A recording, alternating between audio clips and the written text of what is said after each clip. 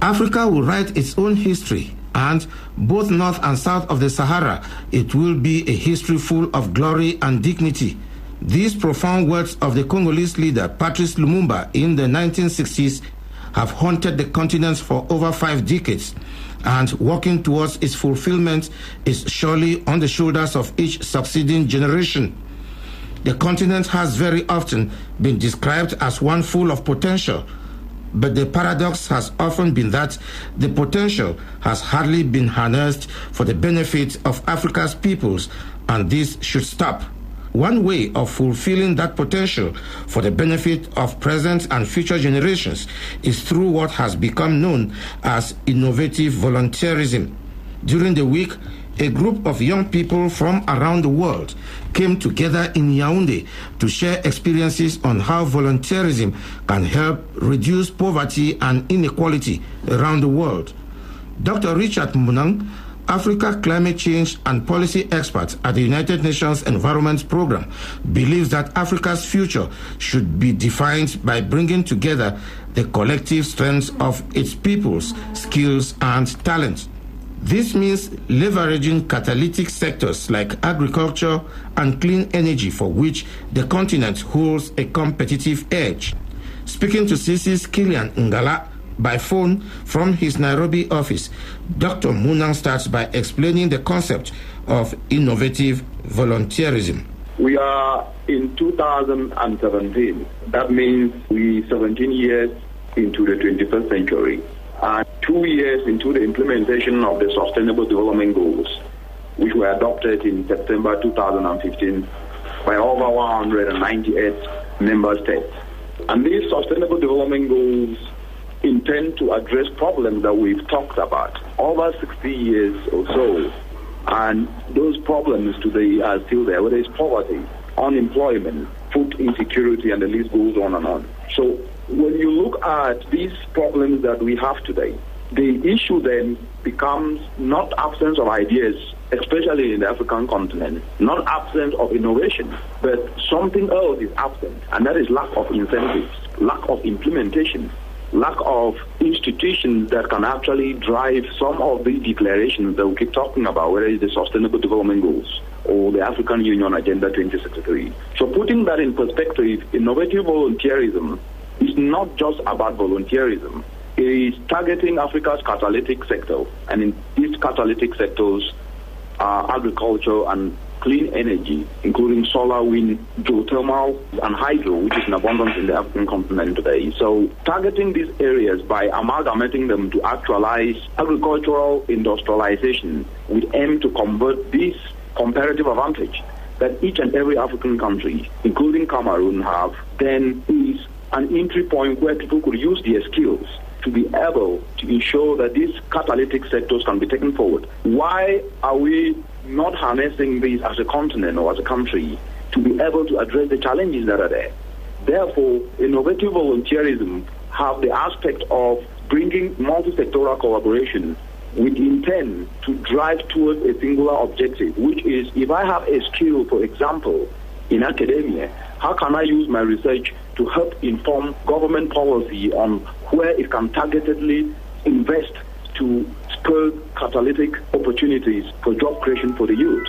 How can a lawyer, a teacher, a driver, youth coming out of school with different skills collaboratively bring their complementary skills within these complementary sectors of agriculture and energy to ensure that these skills are not only utilized to drive the implementation and actualization of the Sustainable Development Goal, but at the same time ensure the singular objective of optimizing these catalytic sectors to create jobs. So the definition of innovative volunteerism with these key distinguishing factors that are mentioned means that mostly stakeholders, good individual citizens like you and me, and institutions, state and non-state actors, that is NGOs, civil society, international development organizations like the UN, policymakers, private sectors, and governments, come together to volunteer physical and non-physical resources available to them. For example, the professional skills, whether it is lawyer with legal expertise that can help farmers establish small businesses, or networks across the continent, networks of farmers, networks of those who are specialized in marketing,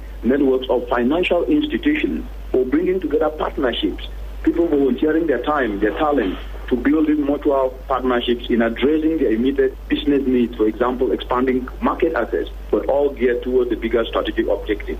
This is what innovative volunteerism means, and it is coming in as a result of the fact that Africa doesn't lack ideas, no innovations, but it lacks incentives sometimes, which doesn't necessarily need money, but just needs to be able to have a framework that brings everyone together to be able to contribute his or her talent to drive a common objective, which is to create a world for each and everyone. You started off by indicating that the Sustainable Development Goals are 2 years into implementation, and we all understand that they took over from the Millennium Development Goals, which were by and large not very much achieved.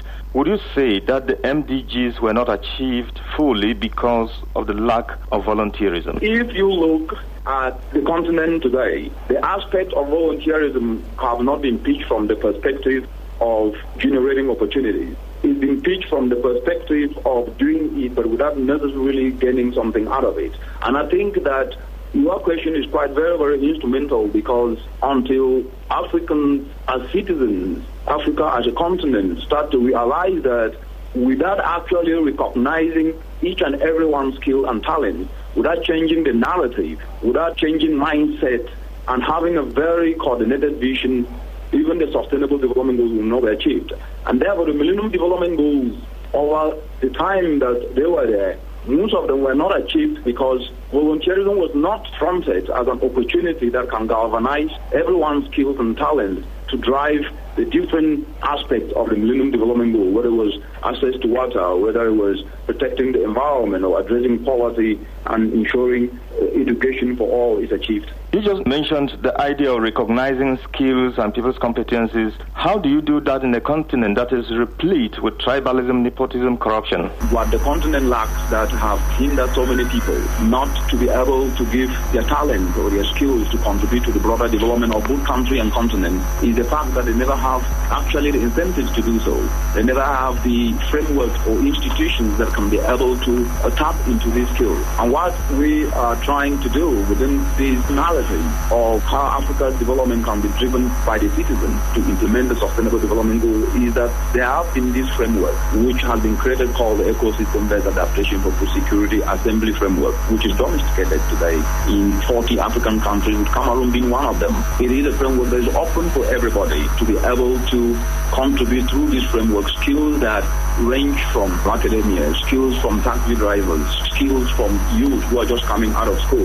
The youth constituency, for example, who constitute 60% of the continent population, are unemployed. This aspect of innovative volunteerism is not only helping to incentivize them, but at the same time is providing them an opportunity to network, meet and interact with industry leaders where they can get to showcase their skills and get mentors. And that framework is already there today. So as a result of lack of opportunity because of barriers like nepotism in the African continent today, the reason for fronting innovative volunteerism is actually to change mindset that you can be able to move forward and get more by not only sitting and waiting to have something that comes closer to your door, but by actually utilizing your skill to be able to contribute to what is already there and use the ideas and innovation to transform and get more experience. We have, for example, here in Kenya, there is through this framework, which is also present in Cameroon, which was created in 2015 in collaboration with UN Environment Program and African Union and other development partners across the continent. In Kenya, here through this framework, a solar irrigation enterprise voluntarily giving skills to help farmers use solar irrigation. Also, through this framework, is partnering with Information Communication Technology Enterprise, which now have actually teamed up to expand market reach of solar irrigation across the country, as well as also ensuring that they bring in the financial intermediation aspect, which then can provide loans at low interest rates to farmers. So there are a lot of things that are already happening in the continent today, and this innovative volunteerism is happening. And as people seek better ways of solving problems, they are actually at the same time bypassing some of the bottlenecks sometimes that nepotism have always presented in the continent. And does this focus on innovating not imply that past programs have failed? It is documented that in excess of $15 billion has been invested in African agriculture, for example, over the past 2 decades. Africa still cannot feed itself. And as a result, 240 million people still go to bed hungry. 200 million are malnourished, and the continent is losing over 50% of our children before they reach their 5th birthday. And because these challenges continue, we need then to think out of the box. And most of the time, what has been the problem of failure of development progress in the continent is because instead of actually addressing issues, sometimes the challenges have been looked or implemented in isolation or silos. Most of the time, the continent have considered detached elements of a systemic problem rather than addressing the problem holistically. For example, while we decry poor earnings in agriculture and decry how climate change is constricting yields, the continent is failing to realize that by linking agricultural production through nature-based approaches that is not destroying the environment to now clean energy could actually add value in such a way that will create jobs opportunities along the entire agro-value chain that have not actually been looked into.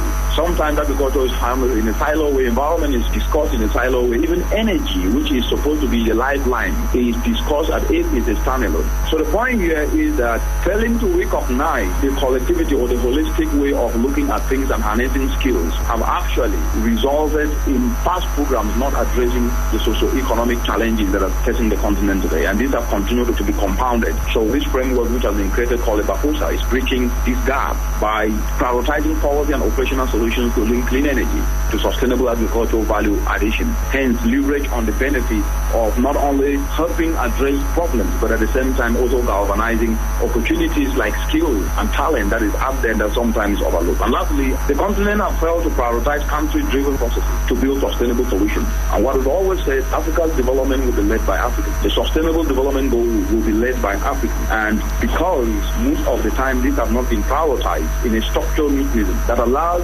locals to own their problems and devise contextual solutions for them. And so we end up with supply-driven interventions that don't fit local context and therefore end up being unsustainable in the long run. So within the ecosystem-based adaptation for food security assembly platform, which is, as I said, is helping to bridge the gaps and connect the dots, helping decentralized solutions to the country level where complementary country stakeholders take the lead in developing these solutions, which are blended with demand-driven technical guidance from external partners. So the end product is locally owned, technically driven, and because of innovative volunteerism, when people contribute their skills, they're contributing those skills because they want to address their own problems. And because sometimes they're not given the opportunity, the continent end up losing these opportunities. And let me just give an example. 60 years ago, South Korea was depending on African countries for import. And 60 years after that, South Korea today is actually providing aid to the African continent. That means that there is something wrong. And South Korea is not even a natural resource endowed country.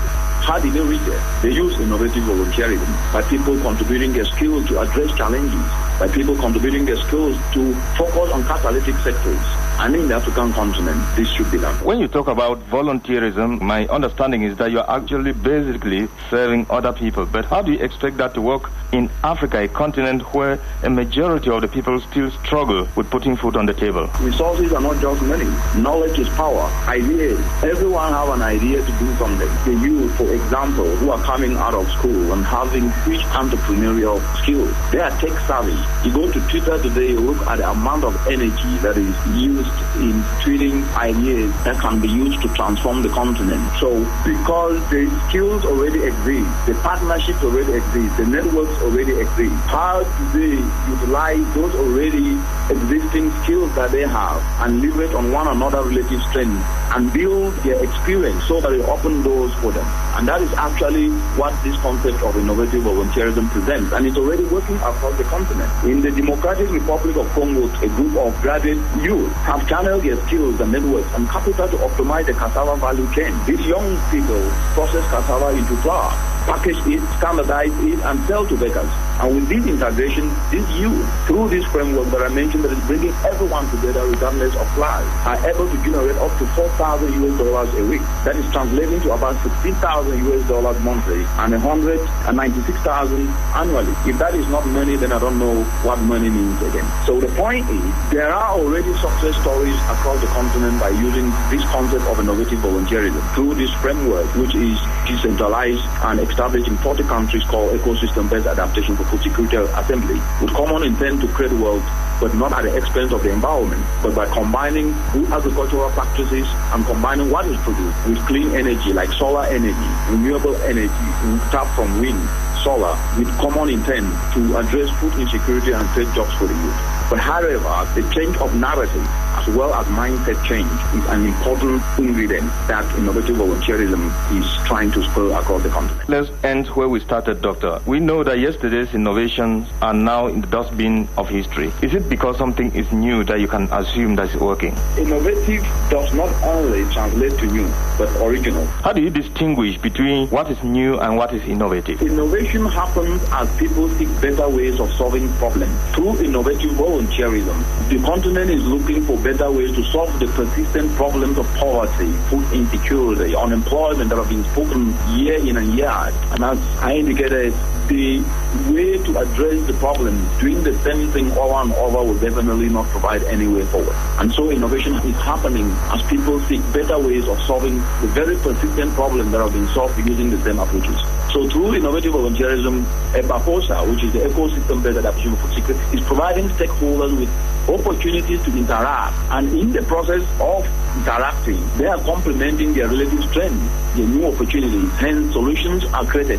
As an example, an information communication stakeholder that was specialized in offering supply chain information has upgraded their service to cover offering a full end-to-end agro market and supply chain. How did this happen? By interacting with others who have these skills, but because there was lack of a common platform to bring them together. And as a result of this, they are addressing problems in the agro value chain that have not been addressed before. Because the problem have not been looked from a holistic perspective, it's been looked from a siloed angle. So innovation is actually happening as people seek better ways of solving problems, as people start to change the mindset. Dr. Richard Munang of Africa Climate Change and Policy at the United Nations Environment Programme on Cameroon Calling.